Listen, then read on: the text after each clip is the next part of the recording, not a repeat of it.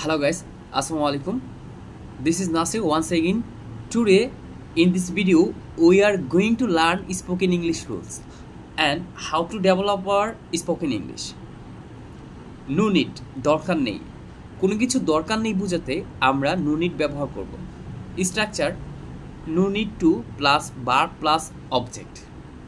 For example, no need to tell বলার দরকার নেই। No need to wait অপেক্ষা করার দরকার নাই। No need to sit বসার দরকার নাই।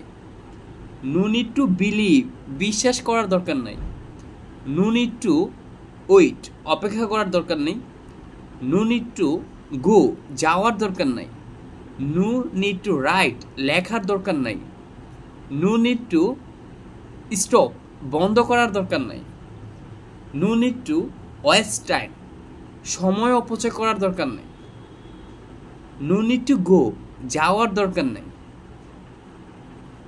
So guys, now it's your turn. See you again. Thank you so much. Assalamu alaikum.